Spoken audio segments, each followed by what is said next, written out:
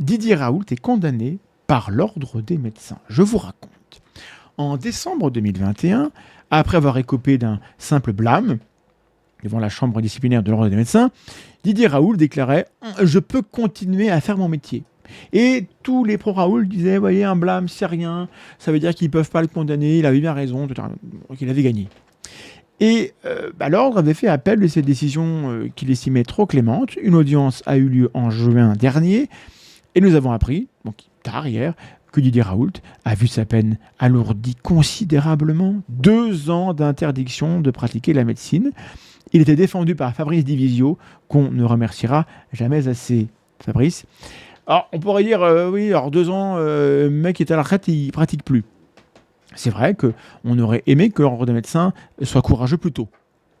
Maintenant que le monsieur n'a plus de pouvoir, il est un peu plus facile de le condamner. Ça ne veut pas dire que la condamnation n'est pas justifiée, mais que peut-être s'il était arrivé plus tôt, ça aurait été mieux.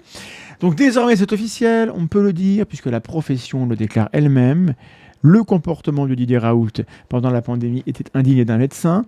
Je vais me prononcer le mot de charlatan, mais j'y arrive. Article du Parisien, donc, ici, où on apprend que Didier Raoult, selon l'ordre des médecins, qui justifie sa décision, ne s'est pas fondé dans ses prises de position publiques sur des données confirmées, n'a pas fait preuve de prudence et a promu un traitement insuffisamment éprouvé. Et en langage courant, ça s'appelle du charlatanisme. Donc Didier Raoult est aujourd'hui officiellement un médecin charlatan.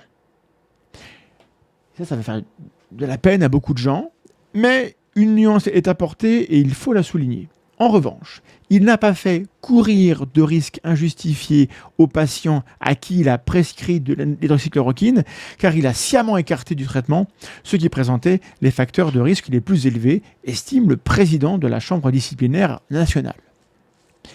L'instance a également tenu à sanctionner le professeur pour non-confraternité, je cite encore le Parisien. Il a tenu des propos dépassant le cadre de la liberté d'expression, comme lorsqu'il a accusé un autre praticien d'avoir fait des essais dans lesquels des enfants sont morts. Fera-t-il appel ? Fera-t-il pas appel ? C'est M. Divisio qui nous donnera la réponse. Avant de passer à la suite, un petit nota bene. Denis Agrey, j'ai pas le lien d'onglet, mais Denis Agrey, c'est un médecin un peu frappadingue, anti-vax, toxique sur les réseaux, qui pleurniche tout le temps, qui a été radié 3 ans. Il a fait appel et hier, même jour, il a été radié à vie.